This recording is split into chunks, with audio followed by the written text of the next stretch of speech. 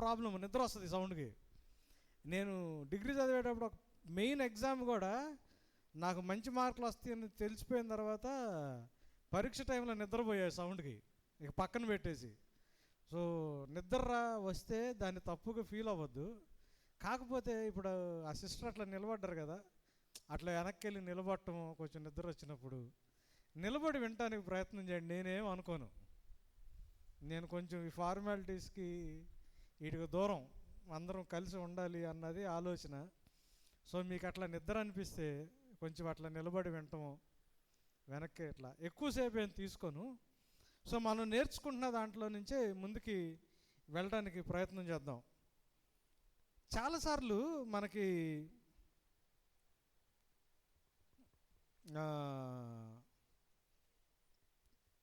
దేవుడి దగ్గర ప్రార్థన చేస్తాం. ప్రార్థన చేసిన తర్వాత దేవుడు మనకి జవాబు ఇవ్వాలి అన్నది జనరల్గా ఆలోచన. ఎందుకు అని అంటే మళ్ళీ ఇందాక చెప్పినట్టే గుడి కాన్సెప్ట్ ఇక్కడ, అంటే మీ చర్చ్ అట్లా లేదులేండి, చెప్తున్నా మామూలుగా. భగవంతుడికి భక్తుడికి అనుసంధానంగా ఒకడు ఉంటాడు ఇక్కడ, అంబికా దర్బార్ భక్తి కాదు, ఒకడు ఉంటాడు. అంటే దేవుడికి సంబంధించిన సిలువ ఏదో గుర్తు, లేదా వేరే దేవుడి విగ్రహం. అట్లా మీరేదో అవసరతలతో కోరికలతో వస్తారు, మీరు దేవుడికి ఏదో సమర్పించుకుంటారు. ఇక్కడ ఆ సిలువ దగ్గర ఎక్కడో పెట్టి, మనకి ఇట్లా ఉండదు కాబట్టి, లేదా ఇట్లా గంట ఉండదు కాబట్టి అయ్యగారు వచ్చి తల మీద చేసి ప్రార్థన చేయడం.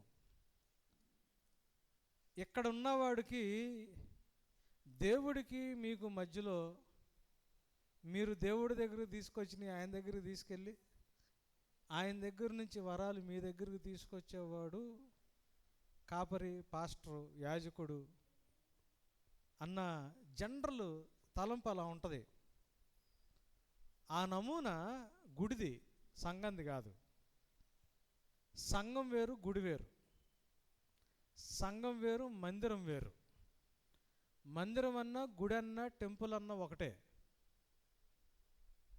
మందిరం అన్నా గుడి అన్నా టెంపుల్ అన్నా ఒకటే. చర్చి మందిరం కాదు, గుడి కాదు, టెంపుల్ కాదు.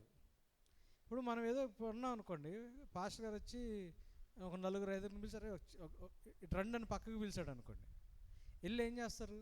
వెళ్ళి మామూలు నుంచుంటారా? ఏంటని అడుగుతారా? వేరుగా పక్కకు పిలిచారు అనుకోండి, మనం మనం మనం ఇక్కడ ఏదో చేస్తున్నాం, వచ్చి కొంచెం 4 ఇటు రండి అన్నారు అనుకోండి, మీరు పక్కెళ్ళి ఏమంటారు? ఏంటని నేను అడుగుతాం, ఎందుకు పిలిచారు మమ్మల్ని అని. వేరుగా వెలుపలికి బయటికి పిలుస్తారు. గ్రీకు భాషలో ఎక్ అంటే వేరుగా బయటికి, కెలియో అంటే పిలువబడిన, ఎక్లీషియా అంటే వేరుగా బయటికి పిలువబడిన గుంపు ఉంటుంది కదా, దాన్ని సంఘం అన్నారు. దాన్ని సంఘం అన్నారు. అంటే మనం ఇట్లేదో పనిలో ఉన్నాం, యేసుప్రభు వచ్చి మీరు ఇట్లా పిలిచాడు అనుకోండి, మిమ్మల్ని వేరుగా బయటికి పిలిచాడు. బయటికి వెళ్ళి ఎందుకు పిలిచావు ప్రభా? ఏం పని చేయాలి? సో పిలుస్తున్నారంటే ఏదో ఒక పని కోసం. అర్థమవుతుంది కదా? మామూలుగా అందరు బ్రతుకుతున్నారు, ఎవరు బ్రతుకాళ్ళు బ్రతుకుతున్నారు. బ్రతుకుతా ఉంటే దేవుడు మిమ్మల్ని వేరుగా పేరు పెట్టి బయటికి పిలిచారు. పిలిచేది ఎందుకు? యోహాను సువార్త 15వ అధ్యాయం, యోహాను సువార్త 15వ అధ్యాయం 16వ వచనం.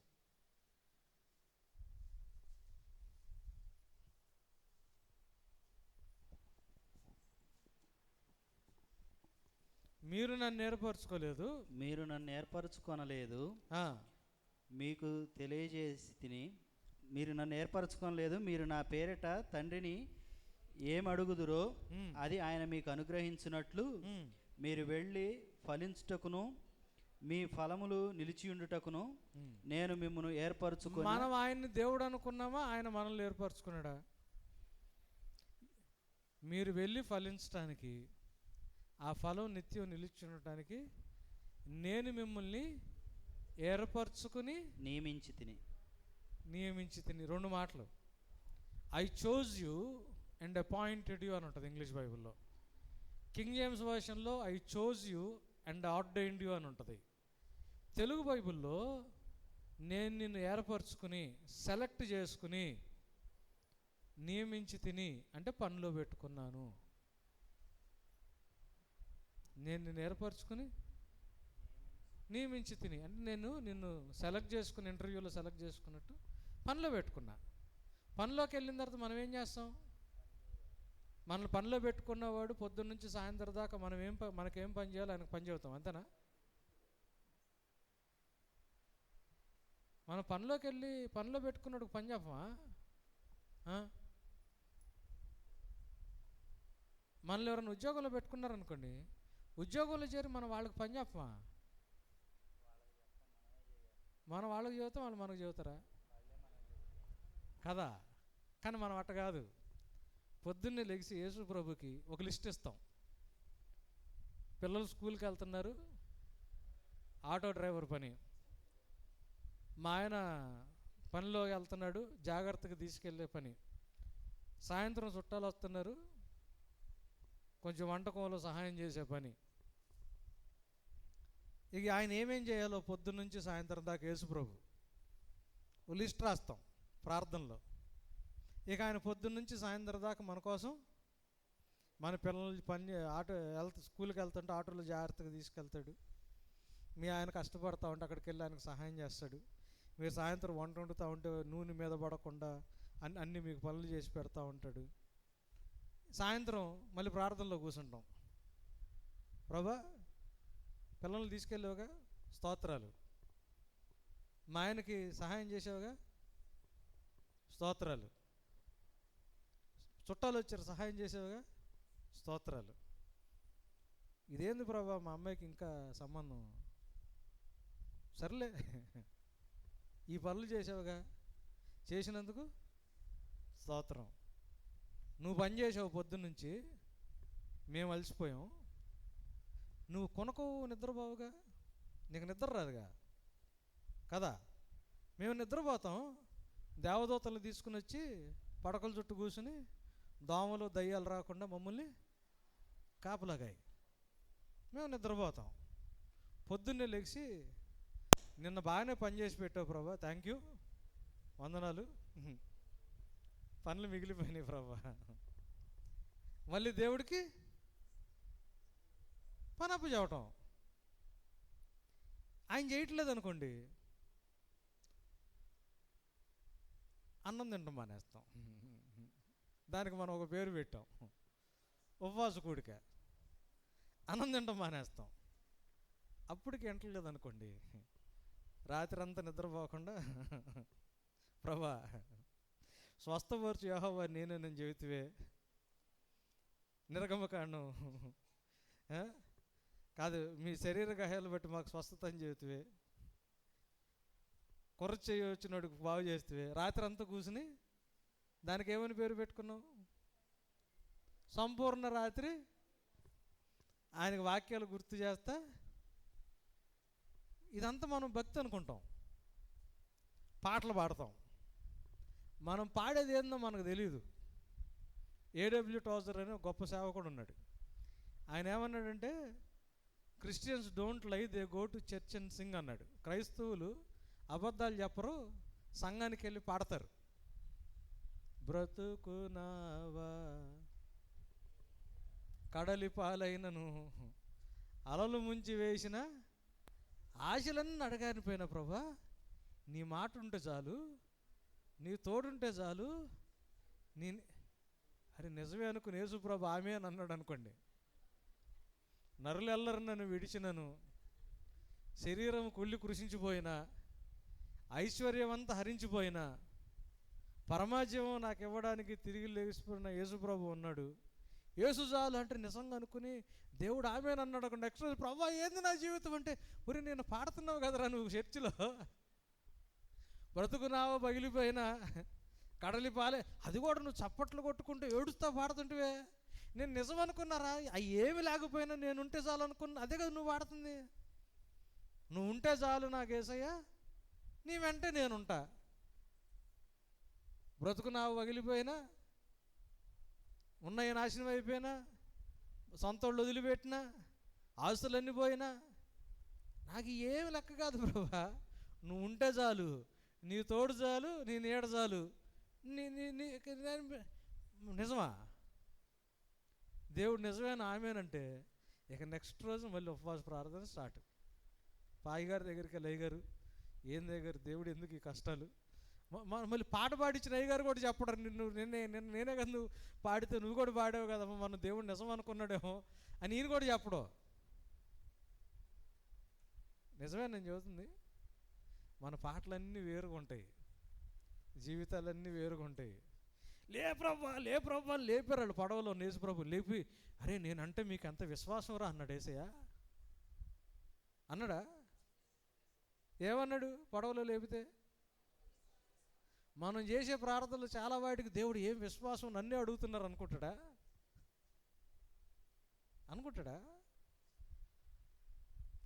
సంఘము అంటే గుడి కాదు, టెంపుల్ కాదు, మందిరం కాదు. సంఘంలో ఇక్కడ ఒక ఆయన నిలుచుకుని భగవంతుడికి భక్తుడికి అనుసంధానంగా యాజకత్వం చేయడం కాదు. ఎక్ అంటే వేరుగా బయటికి, కెలియో పిలువబడిన, ఎక్లీసియా వేరుగా బయటికి పిలువబడిన సమూహం సంఘం.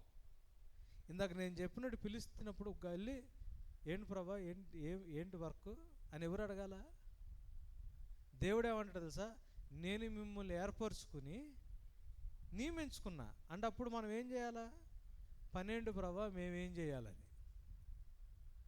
12 ప్రభా మత్తయి సువార్త 6లో కూడా ఇది అంటాడు కదా, ఏమి తిందుము. దాని గురించి మీరు ఆలోచించబాకండి. ఇది నీకు కావాలని నీ తండ్రికి తెలుసు. ఇది కావాలని మీ తండ్రికి మొదట నా నీతిని, నేను నా రాజ్యంలో ఏ పని కోసం పిలుచుకున్నానో దాని గురించి తెలుసుకోండి. ఇవన్నీ మీకు కరెక్టే ప్రభా, నమ్ముతున్నాం ప్రభా. మరే మాకు అరే ఏవి తింటారో దాని గురించి వద్దురా, నా మాట నమ్మ. అవును ప్రభా నిన్నే నమ్ముతాం ప్రభా. మరి లేదా ప్రభా నాకు, మరి నీ అవసరతే కదా, అది నాకు తెలుసు. లేదా నా మీద నమ్మకం అంటే ఉంది ప్రభా, మరి లేదా ప్రభా మళ్ళీ మనమే నిన్నే నమ్ముతున్నాం ప్రభా, నువ్వే ప్రభా అని మళ్ళీ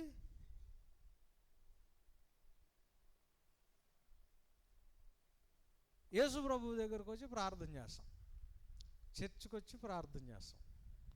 ప్రార్థన చేసిన తర్వాత దేవుడు జవాబు ఎలా ఇస్తాడేమో అని ఎదురు చూస్తాం, అద్భుతాలు చేస్తాడేమో అని ఎదురు చూస్తాం. ఇప్పుడు 3 పూట్ల బిర్యానీ తింటా, మధ్యప్రదేశ్ పెరిగి పొట్టొచ్చి కొవ్వు గుండెలోకి వెళ్ళింది, గుండె జబ్బు వచ్చింది. అయ్యగారి దగ్గర ప్రార్థనకి వెళ్తా. అయ్యగారు ఏమైనా ప్రార్థన చేస్తారు? గుండెను పట్టేసిన దురాత్మ అంటాడు. గుండెను పట్టేసిన దురాత్మ ఎవరు? అసలు దురాత్మ ఏడున్నాడు? ఎవడు దురాత్మ ఇక్కడ గుండెను పట్టేసింది? నోరు అదుపు చేసుకోకుండా 3 పూట్ల బిర్యానీ తిందేవుడు నేను, ఆశా నిగ్రహం. అవునా? తిన్న తర్వాత కొవ్వు గుండెలోకి వెళ్ళింది. కొంతమంది ప్రభా నీ బిడ్డలు ప్రభా కష్టంలో, అక్కడేదో యేసు ప్రభు పైన నిద్రపోతున్నట్టు, మనకేమో అట్టిగా ఇట్లా నోరు ఒలిచిపెట్టి నోట్లో పెట్టి నొక్కాలి, మనకు కొరకడం కూడా తెలియదు, మనం అంత అమాయకులం. వీళ్ళందరూ అమాయకులు అయినట్టు అయ్యగారు ప్రార్థన ప్రభా నీ బిడ్డలు ప్రభా, ఆయనేమో ఎక్కడో శాశ్వతల్పం మీద నిద్రపోతున్నాడు పాపం అయ్యగారు, ఆయన తెలియదు అన్నట్టు. ఒకసారంట ఒకడు చర్చికి వెళ్తా ఉంటే బయట ఒకడు కూర్చుని ఏడుస్తున్నాడంట. ఎవడు ఏడుస్తుందని చూస్తే సాతానంట. నువ్వెందుకు ఏడుస్తున్నారంటే, చూడండి సార్ వాళ్ళు చేసి అన్ని చేసి లోపలికి వెళ్ళి అన్ని నా మీద చెబుతున్నారని. మన అరే అప్పుడు దాకా డ్యూయట్ పాడాడు అయ్యగారు, ఎముకల్లో ఎముక మాంసంలో మాంసం, చెట్లెమ్మడి పుట్లెమ్మడి తిరుగుతా అవ్వతో ఆదం గారు డ్యూయట్ పాడాడు, ఎముకల్లో ఎముక మాంసంలో మాంసం. అమ్మగారు ఇచ్చింది తినేశాడు. ఎందుకు తిన్నావురంటే ఇదిగో నువ్వు చేసి నీవు నుంచి అన్నాడు. మరి నా అమాయకుడు ఎవరు చేసినా ఇదిగో నువ్వు చేసిన ఈమె నుంచి అన్నాడు. నెపం ఎవరి మీదకి వెళ్ళింది? దేవుడి మీదకి, ఆమె మీదకి. నువ్వెందుకు తిన్నావమ్మా? ఇదిగోయా నువ్వు చేసిన దాని నుంచి అంది పాము. మనం ఎంతసేపుడికి తప్పెవడిది? సాతానుగాడిదో. మన పిల్లలు ఎందుకు చేరిపోతారు? బయట వచ్చిన స్నేహితులతోనూ. మనం ఎంతసేపుడికి ఎవరి మీద దోస్తాం నెపం? పక్కనుండి మీద దొయ్యడం. అందుకే దేవుడు ఏమన్నాడు తెలుసా, ఇవన్నీ కుదరదు, మీ పాపాలు మీరు ఒప్పుకోండి, నా దగ్గరకు రావాలంటే పక్కనుండి మీద వేయొద్దు నెపాలు. మీ పాపాన్ని మీరు ఒప్పుకుంటే నేను నమ్మదగిన వాడిని, సాత్వికుడిని కాబట్టి నేను క్షమించడమే కాదు ప్రతి పాపం నుండి మిమ్మల్ని నేను, ఆ మాట చెప్పాడు ఆయన 1 పేతురు 2:9. ఇక్కడ మనకు అర్థం అవ్వాల్సింది ఏంటంటే, దేవుడి దగ్గరకు వస్తున్నాం, ప్రార్థన చేస్తున్నాం, దేవుడు మనతో మన ప్రార్థనలకు ఎలా జవాబిస్తాడు. ఇందాక నేను చెప్పా నిజమైన విశ్వాసం అంటే ఏంటో చెప్పడానికి ప్రయత్నం చేశా. మనం దేవుడికి ఏమిస్తున్నాం అనేది కాదు, దేవుణ్ణి ప్రేమిస్తాం, మన తోటి వారిని మనం ఎలా ప్రేమిస్తున్నాం, ఇది ఇంపార్టెంట్. దేవుడికి అది లెక్క. రెండవది మన ప్రార్థనా జీవితం. దాని గురించి మాట్లాడుకుందాం. మనం ప్రార్థన చేస్తున్నాం, దేవుడు జవాబు ఎట్లా ఇస్తాడు? ప్రాబ్లం ఏమవుతుంది సంఘాల్లో? చాలామందికి బాగాదు, సమస్యలు ఉంటాయి, ప్రార్థన చేస్తాం, ఒకళ్ళిద్దరికి జవాబు వస్తుంది, వాళ్ళిద్దరిని పిలిచి ఇక్కడ సాక్ష్యం చెప్పిస్తాం, రానోళ్ళని చెప్పించంగా వచ్చిన వాళ్ళని చెప్పిస్తాం. మిగతా వాళ్ళందరూ దేవుడు నాకు ఇంకా సమాధానం వేయలేదేంటి అన్నది అక్కలు ఎదురు చూస్తారు.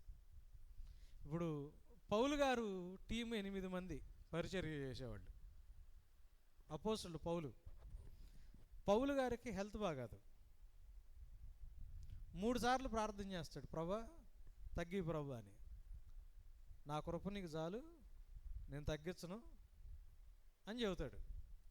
తిమోతికి కడుపులో అల్సర్ ఉంటుంది. పౌలు గారు ఖర్చు పడితే హీల్ అవుతున్నారు జనాలు. తిమోతి పౌలు గారు కోటు మోసుకుని తిరుగుతున్నాడు, ఆయనకి హీల్ అవట్లా. ఆ టైంలో కడుపులో ఉన్న అల్సర్కి మందు ఏందా అంటే ద్రాక్షరసం. తిమోతికి మందు వేసుకొని రాస్తున్నాడు పాలు. తిమోతికి స్వస్థత వచ్చిందా? రాలా. 8 మందిలో 2 బాగలా, పౌలు గారికి, తిమోతికి. ట్రోఫిమస్ అని ఇంకొక ఆయన ఉంటాడు. ట్రోఫిమస్కి హెల్త్ బాగాదు, చచ్చిపోయే స్థితిలో ఉంటాడు.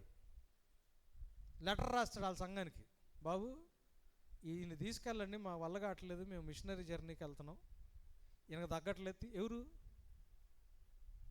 ఎవరు నీడబడితే కొంతమందికి స్వస్థత వస్తుందో. ఎఫ్ఎఫ్రో దొరుకుతుంటాడు, ఫిలిప్పి సంఘం నుంచి వస్తాడు, ఆయనకి భయంకరమైన జబ్బు ఉంటుంది.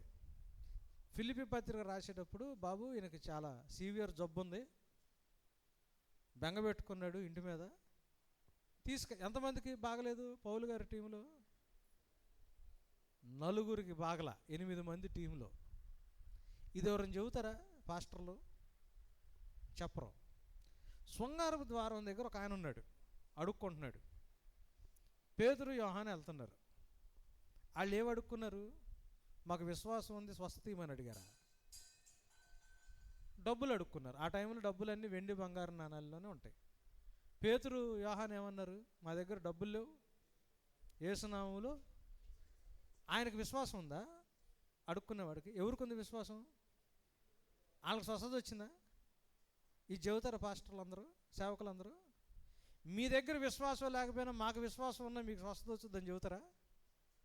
చెప్పారంటే బుక్ అయిపోతారు. ఇక నేను చేయాలి మీకు విశ్వాసం వచ్చి స్వస్థత వచ్చేటట్టు. బెతస్దా కోనేరు దగ్గర ఒక అతను ఉన్నాడు, 38 సంవత్సరాలు.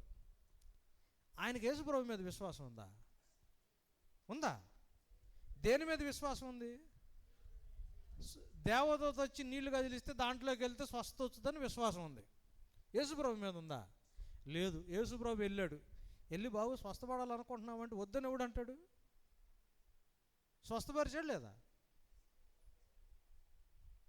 మరి ఆయనకు విశ్వాసం ఉందా అక్కడ? లేకపోయినా కానీ స్వస్థత వచ్చిందా? బయట బోధ ఎట్లుంది? ఎట్లుంది బోధ? నాకు మంచి అభిషేకం ఉందని చెబుతా, ప్రార్థన చేస్తా. ముఖ్యంగా హైదరాబాద్ నుంచి, మా ఊర్ల నుంచి వస్తారు సూట్లు బూట్లు వేసుకుని, టీవీల్లో చెప్పేవాళ్ళు. మీకు అవ్వలేదనుకోండి, మీకు విశ్వాసం లేదంటారు.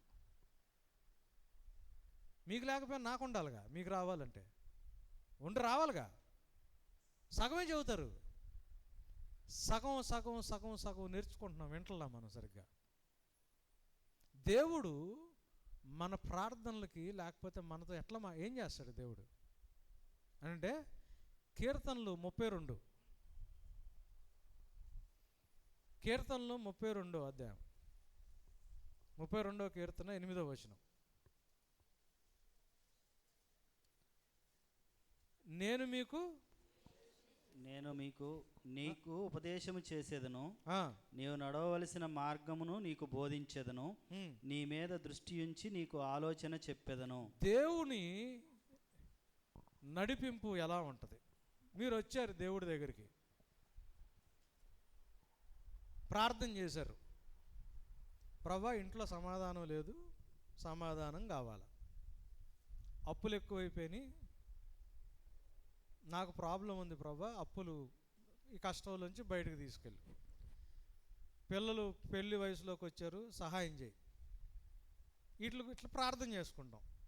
దేవుడు ఏం చేస్తాం? మనం ఏం చేస్తామంటే ప్రార్థన చేసి కానుకేదేసి మనం వెళ్ళిపోతే దేవుడు మనం అడిగిన దానికి మనకి, బాబు నువ్వు అడిగావుగా పట్టుకో, మీ అమ్మాయికి పెళ్ళి అన్నావుగా పట్టుకో, మనం దాన్ని ఇటు పట్టుకునేటట్టు మనం అడిగిన వరాలు మనకి ఇచ్చేస్తాడు అనుకుంటాం. కానీ దేవుడు అట్లా చేయడు పని. దేవుడు ఏమంటాడు తెలుసా? ఆయన దగ్గరికి వచ్చినప్పుడు, ఆయన దగ్గరికి వచ్చి అడిగినప్పుడు దేవుడు ఏమంటాడంటే, నువ్వు వెళ్ళవలసిన మార్గాన్ని నేను నీకు బోధిస్తా.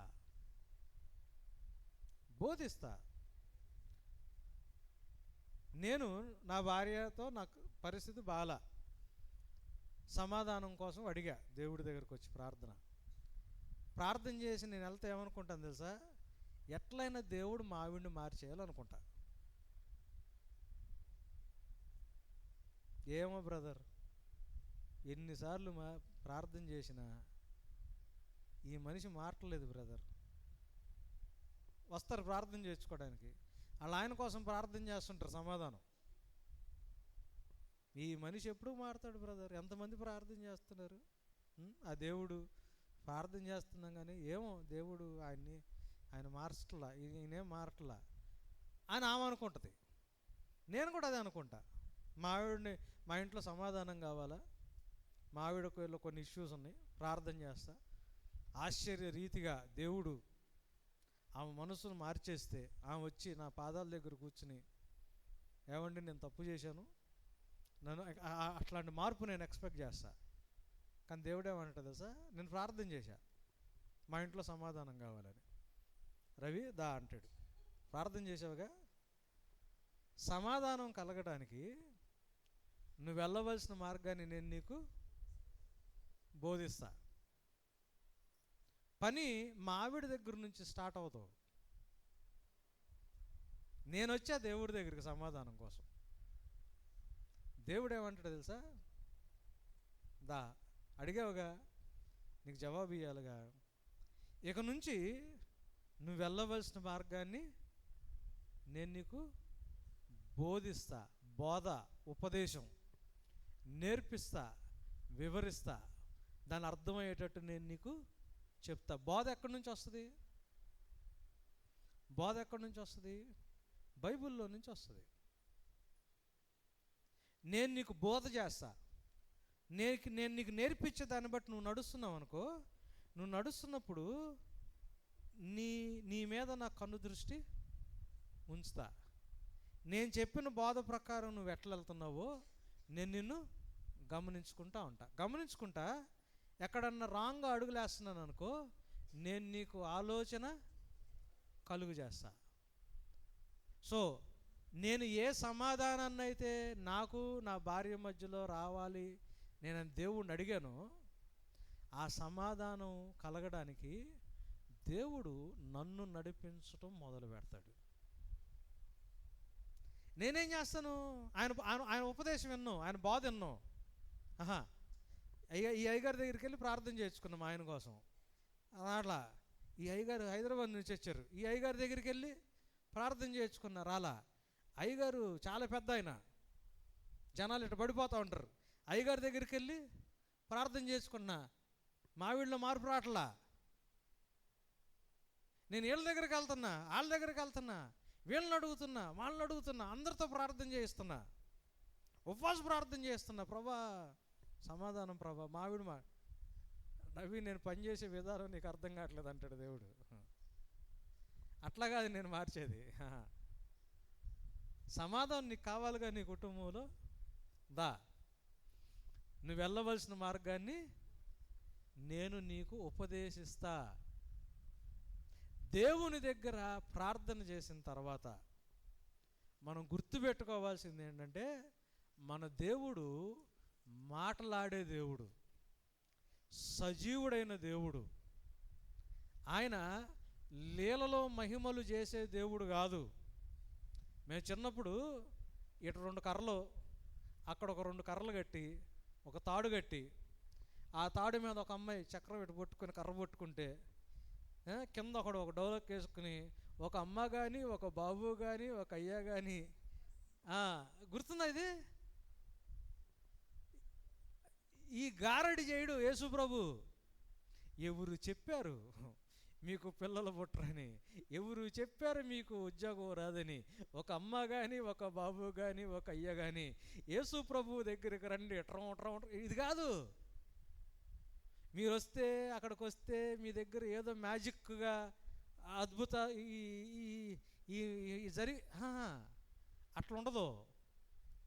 అట్లుండదు. దేవుని దగ్గరకు వచ్చి ప్రార్థన చేసినప్పుడు దేవుడు నిబంధనకు సంబంధించిన దేవుడు కదా, మనతో ఒక సంబంధంలో నడవటానికి ఇష్టపడే దేవుడు కదా, తండ్రి కదా, మాట్లాడటం మొదలు పెడతాడు. ప్రార్థన చేసిన తర్వాత దేవుని బోధకి మన చెవులు అలర్ట్గా ఉండాల. దేవుని బోధ నేర్పిస్తాడు, ఆయన నేర్పిస్తాడు. నువ్వు వెళ్ళవలసిన మార్గాన్ని నేను నీకు ఉపదేశిస్తాను.